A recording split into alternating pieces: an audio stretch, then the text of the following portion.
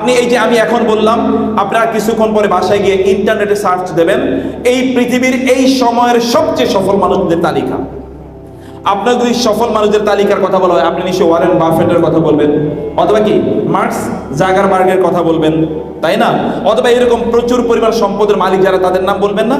ওরা দেখেন তো ওদের দিনটা কখন শুরু করে, ওদের সকালটা ওরা কখন শুরু করে, একবার দেখবেন 9টা পর্যন্ত ঘুমিয়ে,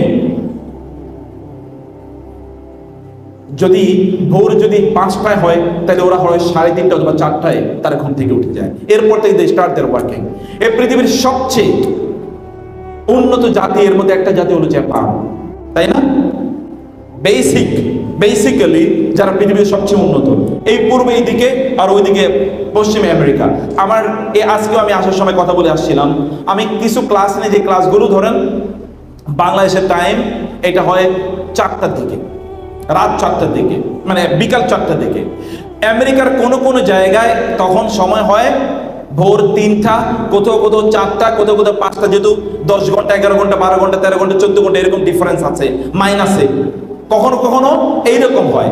এই লোকগুলো সেখানে থেকে তারা ক্লাস করে, ওরা ঘুমা হচ্ছে আর্লি, ঘুম থেকে উঠে কখন আর্লি। আপনার ছোটবেলায় মুখস্থ করেছেন না, early to bed and early to rise makes a man healthy, wealthy and wise.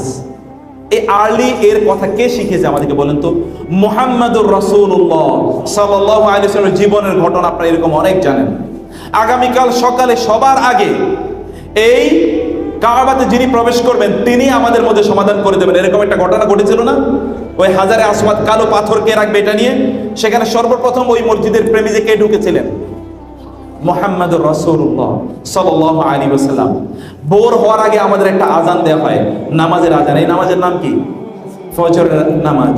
ফজর কি সূর্য ওঠার পরে নাকি সূর্য ওঠার আগে? মুসলমানদেরকে বাধ্যতামূলকভাবে ডাইনামিক হওয়া লাগে না? মুসলমানকে বাধ্যতামূলকভাবে তাকে কি হতে হয়? ডাইনামিক হওয়া লাগে, তাকে প্রচন্ড স্মার্ট হওয়া লাগে। তা তো ভোরের বেলা ঘুম থেকে, তাকে তো ভোরে ঘুমানোর সুযোগই নেই তার, কারণ তার ফজরের নামাজ আছে তার। সে ভোরে কিভাবে ঘুমায়? ভোরের অনেক আগে তাকে উঠা লাগে। সে আগে কখন জানেন? সালাতুত তাহাজ্জুদ আদায় করার জন্য। এখানে আপনারা সালাতুত তাহাজ্জুদ আদায় করেন এরকম লোক আছেন না আপনারা?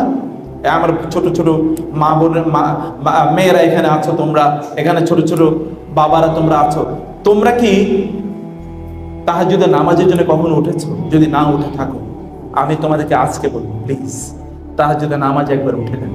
পৃথিবীতে এর চেয়ে প্রশান্তি কোথাও নাই, কোথাও নাই, এর চেয়ে প্রশান্তি কোথাও নাই। তুমি একবার উঠেই দেখো আল্লাহ সুবহানাহু ওয়া তাআলা কি ডায়নামিক তোমার জীবনটাকে করে দেবেন। এই সফল লোকগুলোর জীবন কেবল পড়লেই চলবে না, তুমি রাতের বেলা জাগ্রত থাকবে আর দিনের বেলা তুমি ঘুমাবে। তুমি সফল হবে আর তুমি স্মার্ট হবে, এটা কখনোই হবে না। তোমাকে সত্যিকার আল্লাহ তাআলা রাত কেন দিয়েছেন বলো তো? আল্লাহ রাত কেন দিয়েছেন? ঘুমানোর জন্য নাকি কাজ করার জন্য? দিন কেন দিয়েছেন? আল্লাহ সুবহানাহু ওয়া তাআলা কি আমাদের চেয়ে কম বুঝেন কখন ঘুমানো দরকার, কখন কাজ করা দরকার? আল্লাহ সুবহানাহু ওয়া তাআলা জানেন। আমি এই জন্য তোমাদেরকে বলবো, তোমরা যদি জীবনে সফল হতে চাও তাহলে তোমাদের রাতের একটা অংশ আল্লাহর জন্য নির্ধারণ করে দাও, একটা অংশ, এবং সেটা গভীর রাত, সেটা ভোর রাত। ফজর তো পড়বেই জামাতে ইনশাআল্লাহ, কিন্তু তার আগে তোমরা ঘুম থেকে উঠবে এবং উঠে তোমরা জামাতে সালাত আদায় করবে। এবং দিনের যে শুরুটা, তোমরা ছোটবেলায় পড়ে এসছো না যে early birds catches the, early bird catches the, এটা তোমরা পড়েছো, ক্যাচেস দ্য ওয়ার্ম। অর্থাৎ যেই পাখি সকালে ঘুম থেকে উঠে ও কি পায়? ও আসলে পোকামাকড় অথবা খাবার পায়। যে পরে ঘুম থেকে উঠে তো পায় না। এটা তোমরা ছোটবেলা, এটা তোমরা হিসেবে, প্রবাদ বাক্য হিসেবে পড়েছো। Morning shows the day, how do you start your morning will ultimately make your day. তুমি তোমার সকালটা কিভাবে শুরু করেছো, তোমার দিনটা কিন্তু তুমি এভাবেই তৈরি করো।